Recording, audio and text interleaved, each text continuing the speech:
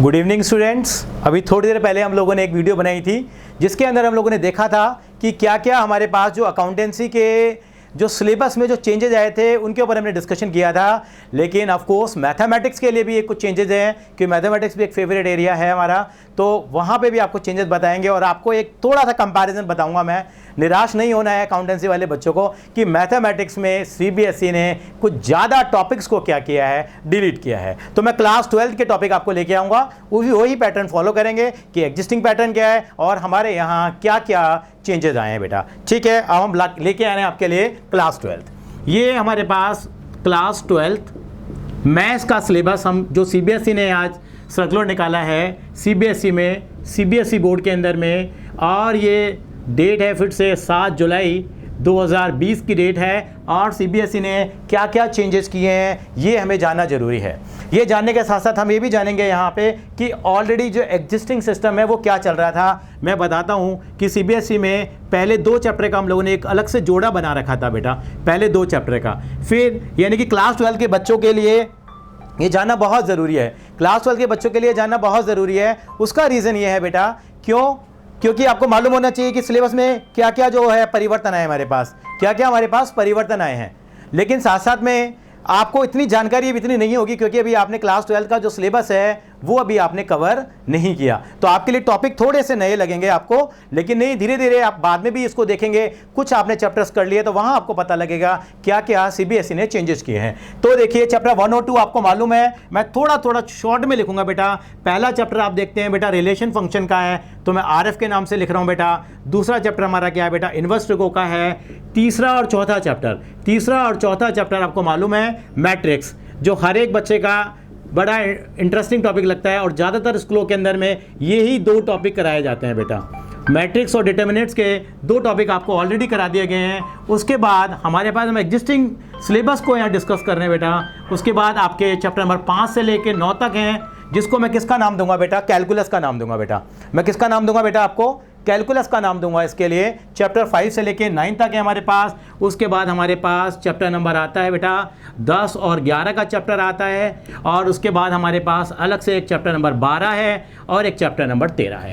ये 13 है, 7 हैं, ये 13 चैप्टर हमारे हैं कुल मिला के, जिनके बारे में हमें क्या चाहिए बेटा, पता होना चाहिए कि क्या क्या हमारे पास ऑलरेडी जो वेटेज है वो क्या है और क्या क्या सीबीएसई ने कुछ चेंजेस किए हैं, उसके ऊपर हम डिस्कशन करेंगे बेटा। ये जो यूनिट है हमारे पास सीबीएसई के अंदर में, जो अभी तक ऑलरेडी जो थी हमारे पास 8 नंबर की थी, सेम यहाँ पे कंसेप्ट आया बेटा। यहाँ पर भी सीबीएसई ने क्या किया बेटा, जो चैप्टर्स हैं मैं बताना चाहूँगा बेटा, जो चैप्टर्स हैं वो डिलीट नहीं किए हैं। सीबीएसई ने बड़ा स्मार्टली काम किया है और आपके लिए भी बड़ा ध्यान रखने वाली बात है कि यहाँ पे जो चैप्टर्स हैं बेटा वो हमारे क्या नहीं हुए हैं बेटा, डिलीट नहीं हुए हैं, बल्कि चैप्टर्स में से काफ़ी टॉपिक हटा दिए गए हैं। और मैथ्स के लिए तो मैं ज़रूर कहूँगा कि यहाँ पे हमारे पास जो टॉपिक हमारे जो डिलीट हुए हैं, जो टॉपिक डिलीट हुए हैं, काफ़ी टॉपिक डिलीट हुए हैं अगर हम उसका कंपैरिजन करें हमारे अकाउंटेंसी के साथ। तो बेटा 8 मार्क का है ये हमारे पास एग्जिस्ट सिस्टम में, ये हमारा 10 मार्क का है। ये बेटा हमारा कितने मार्क का है, 35 मार्क का जो हमारे पास आता है बेटा, वो कैलकुलस का हमारा यूनिट आता है। फिर हमारे पास कितना है बेटे, 14 मार्क का ये है, 5 मार्क का ये है, 8 मार्क का ये है। यहाँ पे हमारे कैलकुलस आ जाता है बेटे। कैलकुलस के अंदर आपकी डिफरेंशिएशन के 2 चैप्टर आपको मालूम है, 5वां और 6ठा। और यहाँ पे हमारे चैप्टर है बेटा जो इंटीग्रेशन के चैप्टर हैं 7, 8 और 9 है।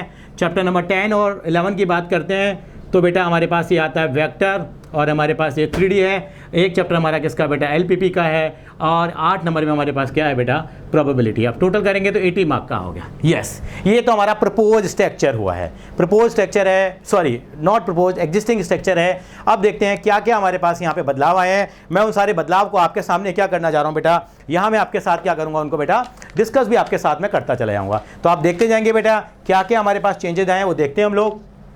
सबसे पहले देखते हैं रिलेशन फंक्शन की अगर हम बात करेंगे तो बेटा यहाँ पे बहुत ज़्यादा खुशी वाली बात मैं नहीं कहूँगा। यहाँ पे एक तो बेटा कंपोजिट फंक्शन का कॉन्सेप्ट है वो आपका डिडक्ट हो गया है। कंपोजिट फंक्शन आपको याद होगा, कंपोजिट फंक्शन करते थे। मैं थोड़ा सा आपको बताना चाहूँगा बेटे, ये फॉगएक्स और गॉफएक्स के नाम से जो फंक्शन किया करते थे आपको याद होगा।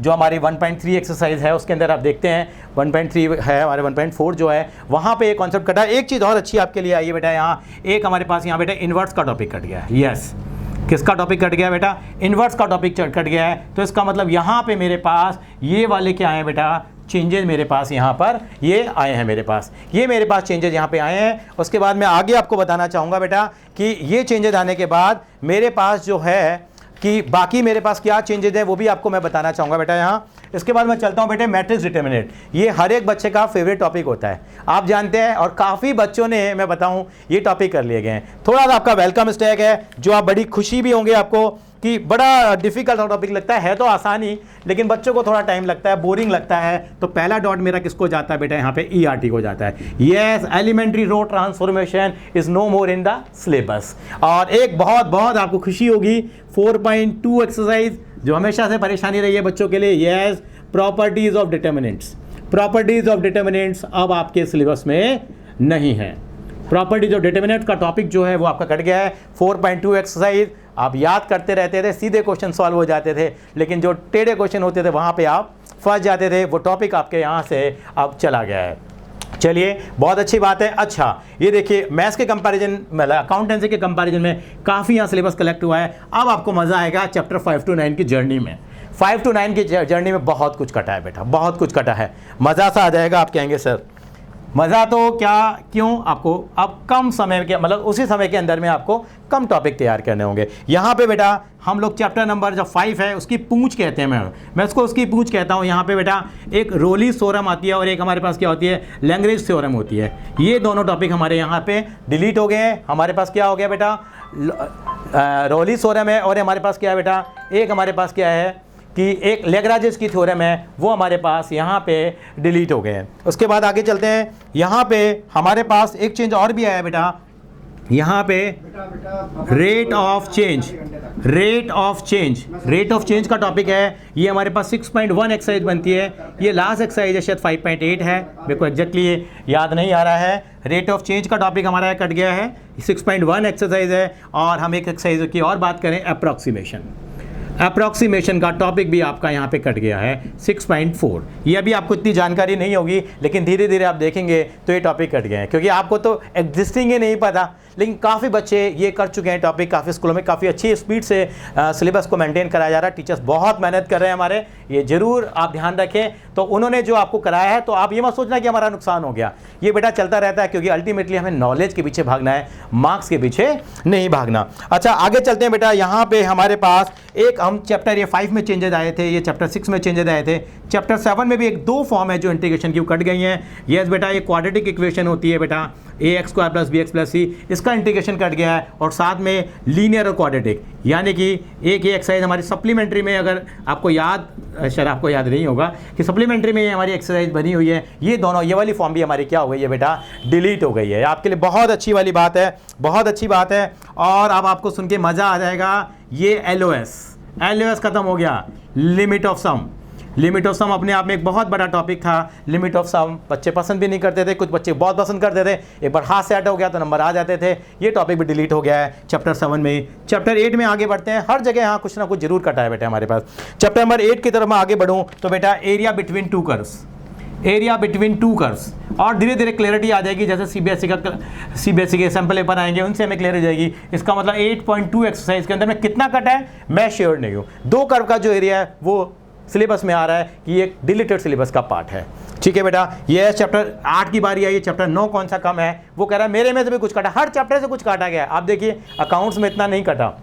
यहाँ पे देखिए हमारे पास 9.1, 9.2, 9.6, 3 एक्सरसाइज कट गई हैं। टोटल 6 एक्सरसाइज हैं, 3 कट गई हैं। 9.1 में क्या कट गया आपका, यस सॉरी 9.2 कहूँगा बेटा, ये 9.2 और 9.3। यहाँ पे हमारे पास था solution of differential equation, solution of differential equation, ये भी कट गया है। एक है formation of differential equation, differential equation को आखिर बनाए कैसे, वो भी कट गया। और एक हमारे पास कट गया है यस लीनियर डिफरेंशियल इक्वेशन।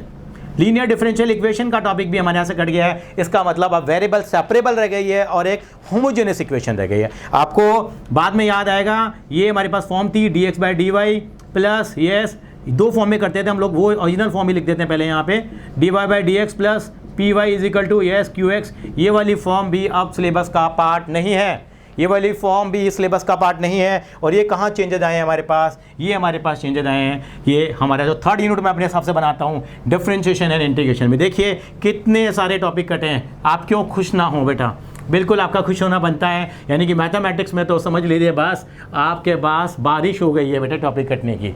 अब हम लोग आगे की तरफ बढ़ेंगे।